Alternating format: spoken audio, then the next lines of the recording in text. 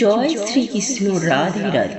নমস্কার বন্ধুরা, স্বয়ং ভগবান পরমেশ্বর শ্রীকৃষ্ণ বলে বছরে 24টি একাদশীর মধ্যে একটা শ্রেষ্ঠ ব্রত হচ্ছে এই যোগিনী একাদশীর ব্রত।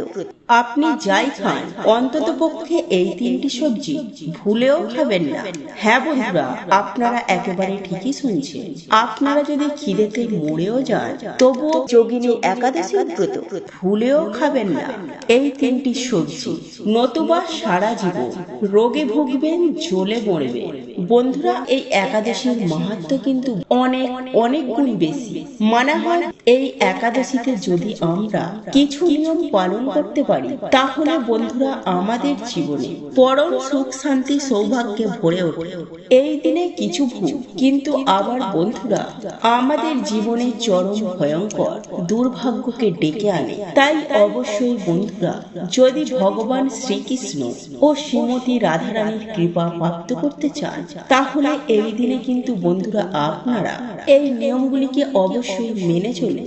বন্ধুরা, শাস্ত্রে বলছে এই পবিত্র একাদশীর দিনে যারা এই খাবারটি গ্রহণ করে তারা অত্যন্তই ভাগ্যশালী হয়। এতে মা লক্ষ্মীর বিশেষ কৃপায় মানুষের সকল দুঃখ দারিদ্রতা রাতারাতি নাশ হয়ে যায়। এবং এই রাতে বন্ধুরা আপনারা পারলে অবশ্যই একটি 1 টাকার কয়েন এখানে লুকিয়ে রেখে দিন। এতে আপনাদের আর্থিক কষ্ট আর জীবনেও আসবে না। দেখবেন মা লক্ষ্মীর কৃপায় আপনাদের বাড়িতে কেমন ধনধান্যে পরিপূর্ণ হয়ে গেছে। তাই বন্ধুরা, মা লক্ষ্মীর কৃপা পেতে আপনারা ভক্তি মনে বন্ধুরা ভিডিওটি অবশ্যই পুরো দেখুন। বন্ধুরা, সামান্য একটি জিনিস আপনি এই দিনে গোমাতাকে খাইয়ে দিয়ে হয়ে যাবেন কোটিপতি। বন্ধুরা, যারা এই জিনিসটি গোমাতাকে খাওয়াতে পারবেন না, কারণ অনেক ক্ষেত্রেই তো হয় যারা শহরে আছে সেখানে গোমাতা কোথায় পাবেন, তাহলে সেক্ষেত্রে আমি আপনাদেরকে আরো একটি উপায় জানিয়ে দেব যে আপনি গোমাতার পরিবর্তে আপনি কাকে খাওয়াতে পারেন। বন্ধুরা, আজকের যে উপাচারটি আমি আপনাদেরকে জানাবো, এই উপাচারটি যদি আপনারা করতে পারেন তাহলে আপনার জীবনে সমস্ত প্রকারের দুঃখ কষ্ট জ্বালা যন্ত্রণা থেকে আপনি কিন্তু খুব সহজেই মুক্তি পেতে পারেন। আর বন্ধুরা, মৃত্যুদণ্ড তো দোষ থেকে আপনি সম্পূর্ণভাবে কিন্তু রেহাই পেয়ে যাবেন এবং সারা বছর ধরে আপনার বাড়িতে কখনো অন্ন বস্ত্রের অভাব হবে না। হ্যাঁ বন্ধুরা, আপনার 7 প্রজন্ম বসে খাবে, আপনার জীবনে সমস্ত দুঃখ কষ্ট দারিদ্রতা দূর হয়ে যাবে। আপনি যদি এই ক্রিয়া বা উপায়টি একবার করতে পারেন তাহলে আমি আপনাদেরকে 100% গ্যারান্টি দিয়ে বলছি এর সুফল আপনি অবশ্যই পাবেন। তাই এই প্রসঙ্গে বিস্তারিত জানার আগে আপনাদেরকে বলে রাখি, আপনি যদি সনাতনী পম্পা ইউটিউব চ্যানেল নতুন হয়ে থাকে তাহলে চ্যানেলটি অবশ্যই সাবস্ক্রাইব করুন এবং পাশে থাকা নোটিফিকেশন বেল আইকনে ক্লিক করুন, কারণ আমি বিভিন্ন প্রকার তন্ত্র মন্ত্র বশীকরণ, টোটকা, বাস্তু টিপস, জ্যোতিষ শাস্ত্র, পুজো আরাধনা এবং ব্ল্যাক ম্যাজিক করা নিয়ে নিত্য নতুন ভিডিও আপলোড করে থাকি, যা প্রয়োগ করার মাধ্যমে আপনার জীবনে থাকা সকল প্রকার সমস্যার সমাধান হয়ে যাবে। চলুন এইবার মূল আলোচনায় প্রবেশ করা যাক। তবে মূল আলোচনায় প্রবেশ করার আগে আপনারা যদি স্বয়ং ভগবান পরমেশ্বর শ্রীকৃষ্ণের আশীর্বাদ ও কৃপা লাভ করতে চান তাহলে জয় শ্রীকৃষ্ণ, রাধে রাধে লিখে কমেন্ট অবশ্যই করবেন। বন্ধুরা, আমাদের সনাতন ধর্মে গাই গঙ্গার কিন্তু একটা আলাদা মাহাত্ম্য রয়েছে। বন্ধুরা, এমনটাই মান্যতা রয়েছে যে গোমাতার শরীরে 33 কোটি দেব দেবী নিবাস করে। আর বন্ধুরা, যে ব্যক্তি গোমাতাকে সেবা করে সেই ব্যক্তির ওপরে সমস্ত দেবদেবীর কিন্তু আশীর্বাদ থাকে। বন্ধুরা, গো সেবা করলে শুধু এই জন্মেই যে আপনার সমস্ত পাপ ক্ষয় হবে এমনটা কিন্তু নয়, আপনার আগের জন্মে অর্থাৎ আপনার আগের যে জন্ম এইরকম একাধিক জন্মের দোষ কিন্তু দূর হয়ে যায়। বন্ধুরা, যে সমস্ত বাড়িতে সকালবেলায় রুটি হয় বা ধরুন রুটি না হলো অন্য কিছু হলো, ভাত হলো বা যাই কিছু হলো, আপনার বাড়িতে প্রথম যেটি হবে প্রথম রুটি বা শেষের রুটি। বিশেষ করে সেই জিনিসটাকে আপনি গোমাতাকে খাইয়ে দেবে। আর বন্ধুরা যদি সম্ভব হয় তাহলে কালো রঙের কোনো গাই মাতাকে এটি আপনি খাইয়ে দিতে পারেন। আর বন্ধুরা কালো গাই যদি না পান তাহলে আপনি যে কোনো রঙের গোমাতাকে খাইয়ে দিতে পারেন, এতে কোনো সমস্যা নেই। বন্ধুরা প্রত্যেকটি পূজায় এবং প্রত্যেকটি মাঙ্গলিক কাজে গোমাতা বা তার সম্বন্ধিত যে কোনো জিনিস যেমন গোবর, গোমূত্র, গরুর দুগ্ধ অথবা গরুর দুধের তৈরি ঘি এগুলি অবশ্যই শামিল করবেন, এতে আপনি অবশ্যই পূর্ণ লাভ করবেন। বন্ধুরা সনাতন ধর্মে পরম্পরা অনুসারে যে বাড়িতে গোমাতা থাকে সেই বাড়িতে যত রকমের বাস্তু দোষ রয়েছে সেই দোষ কিন্তু দূর হয়ে যায়। আর বন্ধুরা একটা বিষয় আমি আপনাদেরকে জানিয়ে রাখি, বন্ধুরা আপনি বছরের যে কোনো দিন আপনি কিন্তু গোশালা অর্থাৎ যেখানে গরু বাস করে যেটিকে গোয়ালশালা বলা হয় সেখানে কিন্তু আপনারা অবশ্যই একবার হলেও যাবেন। এটা কিন্তু খুব ভালো জিনিস আর এটা আমাদের শাস্ত্রই বলছে। আর বন্ধুরা আপনাদের পক্ষে যদি সম্ভব হয় তাহলে যে সবুজ ঘাস রয়েছে সেই ঘাস কিন্তু আপনারা গোমাতাকে খাওয়াবেন, এটা কিন্তু খুবই একটা ভালো জিনিস। আর এর একাধিক কিন্তু শুভ পরিণাম আমরা কিন্তু পেয়ে থাকি। আর সাথে সাথে গো সেবা বা গো পূজার দ্বারা আমাদের যে নবগ্রহ রয়েছে তা কিন্তু শান্ত হয়ে যায় এবং আপনার জন্মকুণ্ডলিতে যে সমস্ত দোষ রয়েছে সেগুলি কিন্তু অনেকাংশেই কমে যায়। আর বন্ধুরা যাদের পিত্ত দোষ রয়েছে তারা বিশেষ করে একাদশীর দিনকে অথবা কোনো পূর্ণিমার দিন কিংবা কোনো অমাবস্যার দিন রুটি, গুড় এবং সবুজ ঘাস আপনারা যদি গোমাতাকে খাওয়াতে পারেন তাহলে আপনার যে পিত্ত দোষ রয়েছে তা কিন্তু সুনিশ্চিতভাবে দূর হয়ে যাবে। আর বন্ধুরা আপনি হয়তো কোথাও যাচ্ছেন সেই সময় দেখতে পেলে যে একটা গাই মাতা আপনার দিকে এগিয়ে আসছে, তখন আপনি সেই গোমাতাকে আপনার ডান দিক দিয়ে বেরোতে দেবেন। এর ফলে আপনার যাত্রা কিন্তু অত্যন্ত শুভ হবে। আর একটা জিনিস বন্ধুরা আপনারা মাথায় রাখবেন, গোমাতাকে আপনারা যে রুটিটি করে খাওয়াবেন সেই রুটিটা কিন্তু অবশ্যই টাটকা হওয়া প্রয়োজন। হয়তো আপনি আগের দিন রুটি করেছিলেন, সেই রুটি আপনি হয়তো সকালবেলা খাইয়ে দিলেন, এটা কিন্তু আপনারা একদম করবেন না। এতে কিন্তু বাড়িতে একটা নেগেটিভ শক্তি প্রবেশ করে আর আপনার যে কার্যটি হবার ছিল সেই কাজে কিন্তু বাধা পড়ে যাবে। দেখবেন হওয়া কাজ কিন্তু একদম হতে চাইছে না। যাই হোক বন্ধুরা, একই সঙ্গে আরো একটি বিষয় আপনারা মাথায় রাখবেন, যে সমস্ত গোলা জিনিস হয় বা পচা জিনিস হয় সেই সমস্ত পচা গলা জিনিস খাওয়াবেন না। বন্ধুরা আপনার বাড়িতে হয়তো কোনো ফল রয়েছে বা কোনো সবজি রয়েছে সেটা হয়তো পচে নষ্ট হয়ে গেছে, সেটা গোমাতাকে খাইয়ে দিলে। আর অনেকেই এই কাজটি করে থাকে, কিন্তু এই কাজটি করা একদমই উচিত নয়। কারণ বন্ধুরা এটা মনে রাখবেন, আপনি গোমাতাকে খাওয়াচ্ছেন মানে আপনি 33 কোটি দেবদেবীকে খাওয়াচ্ছেন। আর এটা কিন্তু অবশ্যই মাথায় রাখবেন। বন্ধুরা একই সাথে আরো একটা জিনিস আপনি করতে পারেন, সেটি হলো 11টি আটার গুলি বানাবেন এবং তাতে একটু হলুদ দেবেন। তারপর আপনারা যে 11টি আটার গুলি বানিয়েছেন সেই গুলিগুলোকে এক এক করে আপনি গোমাতাকে খাইয়ে দেবেন।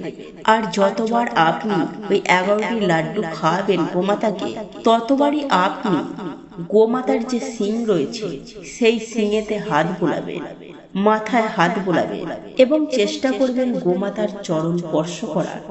বন্ধুরা আপনি যদি এমনটা করতে পারেন তাহলে আপনার যে কাজে বাধা পড়ছিল সেখান থেকে কিন্তু আপনি অনেকাংশে আপনি কিন্তু মুক্তি পাবেন।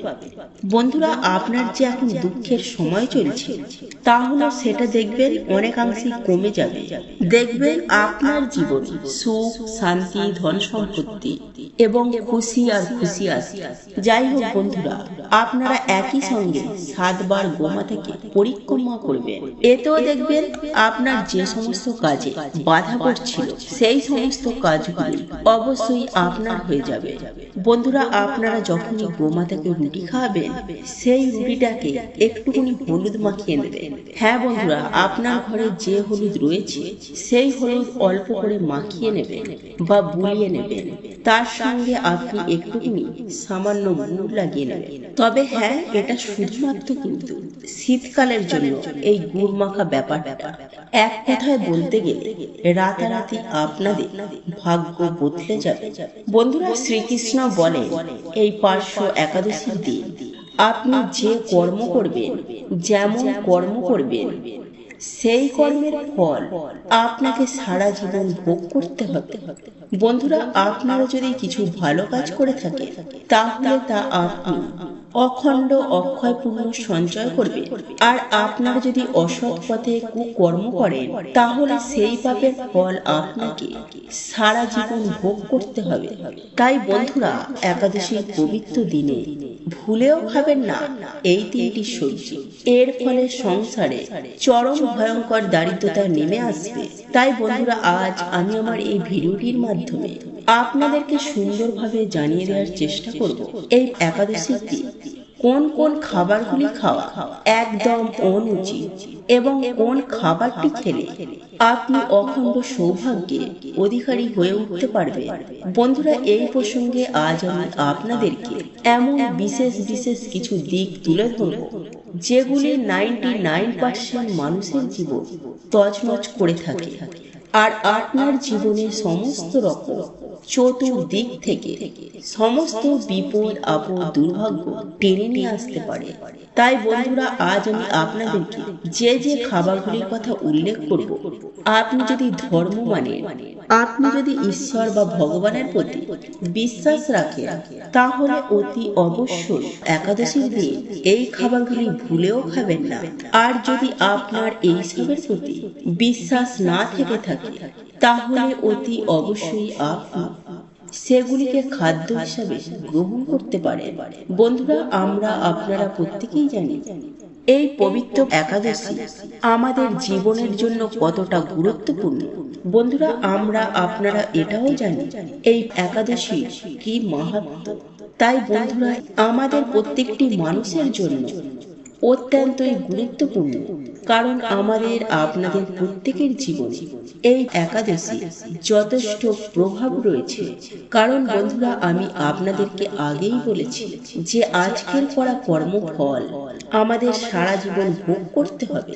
এইবার আপনি নিজেই সিদ্ধান্ত নিন যে আপনি এই পবিত্র দিনটি কিভাবে কাটাবেন। আর এই পবিত্র একাদশীর দিনটি হলো আমাদের সুখ শান্তি ও দুঃখ কষ্টের প্রধান চাবিকাঠি। বন্ধুরা, এইবার আমরা জেনে নেব পার্শ্ব একাদশীর দিন কোন খাবারটি খেলে আমরা অখণ্ড সৌভাগ্যের অধিকারী হয়ে উঠতে পারব। বন্ধুরা, এই পবিত্র একাদশীর দিন আপনারা যদি মা লক্ষ্মী ও প্রভু শ্রী নারায়ণ এবং ধনকুবের রাজে একই সঙ্গে ভগবান গণেশজি যদি কৃপা লাভ করতে চান, তাহলে বন্ধুরা অতি অবশ্যই বাজার দোকান থেকে কিছুটা মাখন কিনে এনে আপনি ওই মাখন দিয়ে স্বয়ং পরমেশ্বর ভগবান শ্রীকৃষ্ণকে পুজো আরাধনা করে সেটাকে তুলসী পাতা সহ সপরিবারে গ্রহণ করবেন।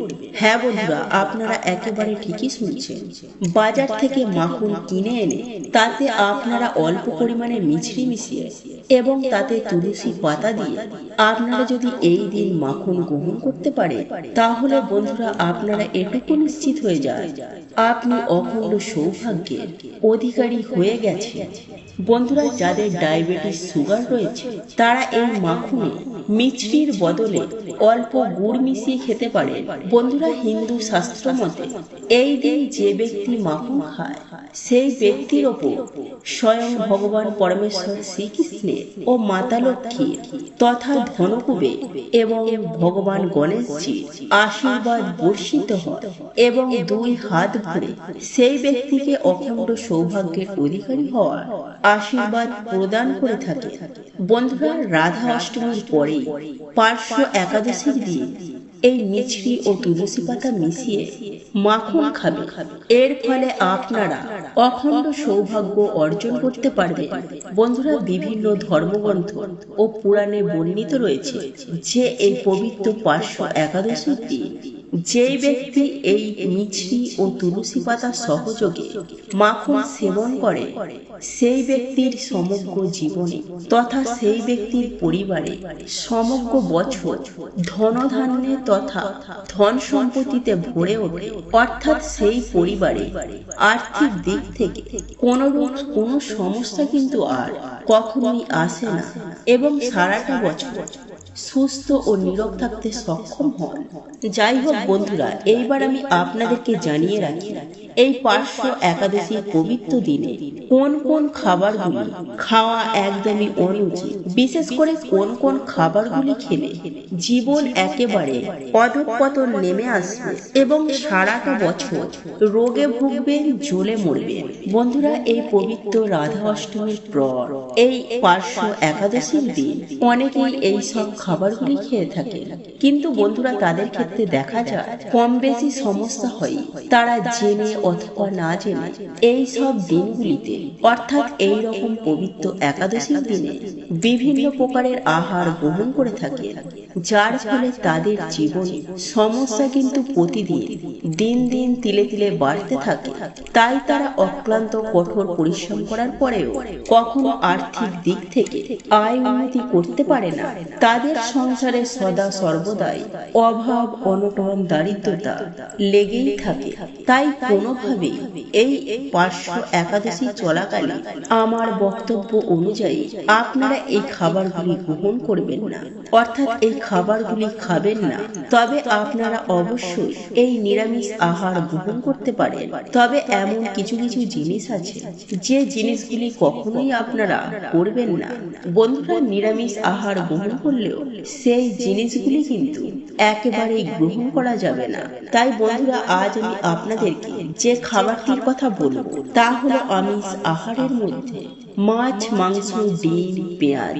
আপনারা একেবারে ঠিকই শুনছেন, এই একাদশীর দিন মাছ, মাংস, ডিম, পেঁয়াজ একেবারে ভুল করেও মুখে তুলবেন না। বন্ধুরা, এগুলি একাদশীর দিন খাদ্য গ্রহণ করলে আপনার জীবন একেবারে তছনছ হয়ে যেতে বেশি সময় লাগবে না। শুধু তাই নয় বন্ধুরা, এই খাদ্যগুলি খাবার ফলে আপনাকে পশুজনিতে জন্মগ্রহণ করতে হবে। তাই অতি অবশ্যই যত্ন সহকারে এই পার্শ্ব একাদশীর দিনটি পালন করুন। বন্ধুরা, এরপর বলবো কোনো পোড়া জাতীয় খাবার এই একাদশীর দিন ভুল করেও গ্রহণ করবেন না। বন্ধুরা, এই পোড়া জাতীয় খাবার যদি আপনারা একাদশীর দিন গ্রহণ করেন তাহলে আপনাদের যে কপাল পুড়বে এটা আমি আপনাদেরকে সুনিশ্চিতভাবে বলতে পারি, 100% গ্যারেন্টি দিয়ে বলতে পারি। এরপর তৃতীয় যে খাবারটি খাওয়ার কথা নিষেধ করব তা হলো কেক জাতীয় খাবার। হ্যাঁ বন্ধুরা, আপনারা ঠিকই শুনেছেন, কারণ আপনারা প্রত্যেকেই জানি কেকের মধ্যে ডিমের ব্যবহার করা হয়। তাই আপনি যদি এই দিন কেক জাতীয় কোনো খাবার গ্রহণ করেন তাহলে আপনার এই পবিত্র একাদশীর দিনটি সুষ্ঠুভাবে স্বাস্থ্যের বিধি বিধান অনুসারে পালন করা হবে না, যার ফলে আপনার জীবনে জ্বালা, যন্ত্রণা, বিপদ আপদ, রোগ ব্যাধি চতুর্দিক থেকে ঘিরে ধরবে। তাই বন্ধুরা, আপনারা ভুল করেও ডিম ব্যবহার করা কেক আপনারা গ্রহণ করবেন না। বন্ধুরা, এরপর যে বিষয়টির কথা বলবো তা এই পবিত্র একাদশীর দিন আপনারা পঞ্চ রবি শস্য। হ্যাঁ বন্ধুরা, আপনারা একেবারে ঠিকই শুনছেন। এরপর আপনাদেরকে যে খাবারটির কথা বলবো তা হলো পঞ্চ রবি শস্য। ভুল করেও খাবেন না। হ্যাঁ বন্ধুরা, আপনারা একেবারে ঠিকই শুনছেন। বন্ধুরা, এই পার্শ্ব একাদশী চলাকালীন পঞ্চ রবি শস্য ভুলেও মুখে তুলবেন না। এছাড়াও চাল বা চাল জাতীয় কোনো খাদ্য আপনারা ভুলেও মুখে তুলবেন না। বন্ধুরা, আজকের এই ভিডিওটি যদি আপনাদের পছন্দ হয়ে থাকে তাহলে ভিডিওটি লাইক করুন, কমেন্ট করুন এবং বন্ধুদের সাথে শেয়ার অবশ্যই করুন। মনে রাখবেন, আপনার একটি শেয়ার অনেক মানুষকে উপকৃত করতে পারে। আপনি যদি সনাতনী পম্পা ইউটিউব চ্যানেলে এখনো পর্যন্ত নতুন হয়ে থাকে তাহলে চ্যানেলটি অবশ্যই সাবস্ক্রাইব করবেন এবং পাশে থাকা নোটিফিকেশন বেল আইকনটি ক্লিক করবেন। এইরূপ নিত্য নতুন ভিডিও সবার আগে দেখার জন্য ঈশ্বর আপনার মঙ্গল করুন। আপনি সুস্থ থাকুন, ভালো থাকুন।